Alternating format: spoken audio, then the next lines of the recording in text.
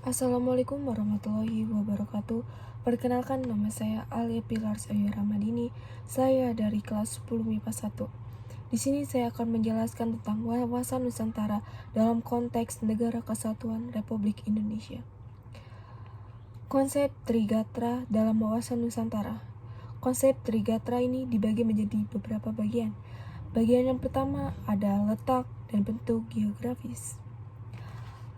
Letak geografis antara dua benua dan samudra yang penting itu, maka dikatakan bahwa Indonesia mempunyai suatu kedudukan geografis di tengah-tengah jalur lalu lintas silang dunia.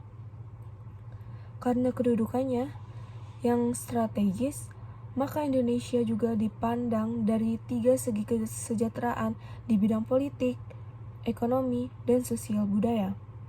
Indonesia telah banyak mengalami pertemuan dan pengaruh terhadap pihak asing. Yang kedua ada keadaan dan kondisi penduduk. Keadaan dan kondisi penduduk ini dibagi menjadi beberapa bagian juga. Bagian yang pertama adalah faktor yang mempengaruhi jumlah penduduknya. Faktor yang mempengaruhi jumlah penduduknya ini ada sisi negatifnya dan sisi positifnya. Sisi dari negatifnya adalah apabila penduduk tidak seimbang dengan tingkat ekonomi yang tidak diikuti dengan peningkatan kualitas penduduknya. Tetapi ada sisi positifnya juga.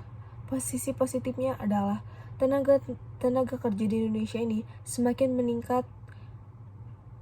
Yang kedua ada faktor yang mempengaruhi komposisi penduduk. Komposisi adalah susunan penduduk menurut umur, kelamin, agama, suatu bangsa, tingkat pendidikan, dan masih banyak yang lainnya. Susunan penduduk itu dipengaruhi oleh martalis, vertalis, dan migrasi. Yang terakhir ada faktor yang mempengaruhi komposisi penduduk.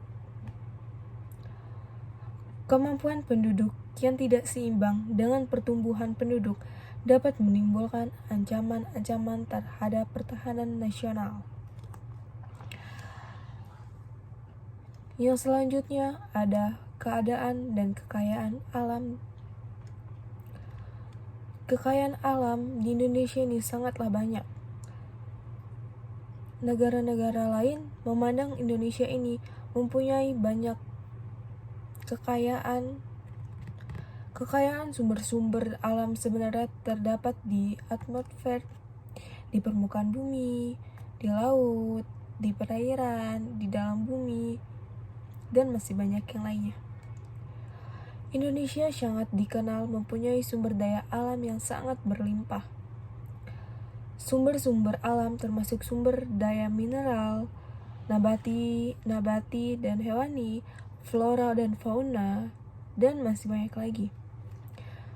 Sifat unik dari kekayaan alam di Indonesia yaitu jumlahnya yang tidak terbatas dan penyebarannya yang tidak merata. Bentuk sumber daya alam ada dua, yaitu sumber daya alam yang dapat diperbarui dan tidak dapat diperbarui. Oke, yang selanjutnya ada Panggagatra. Panggagatra ini juga dibagi menjadi beberapa bagian. Yang pertama adalah bagian gatra ideologi.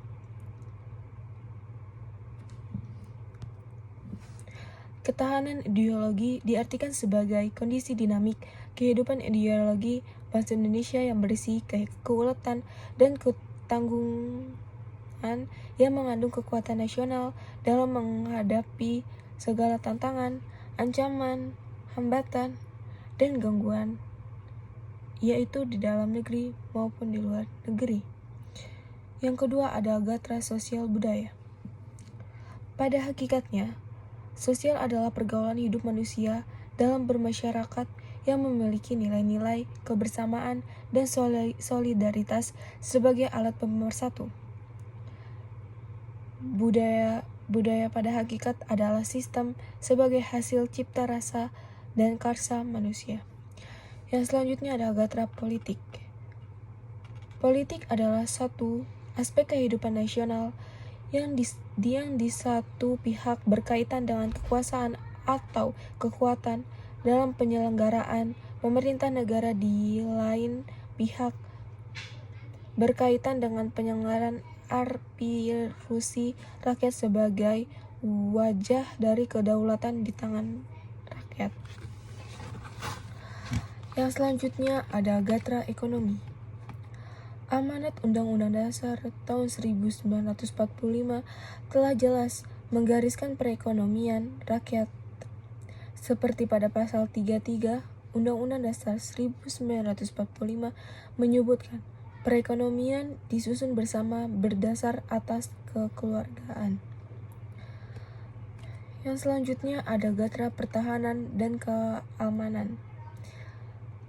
Gatra pertahanan dan keamanan adalah kondisi dinamik kehidupan pertahanan dan keamanan bangsa Indonesia yang berisi kewelatan dan ketangguhan yang mengandung ancaman yang datang dari luar maupun di dalam negeri.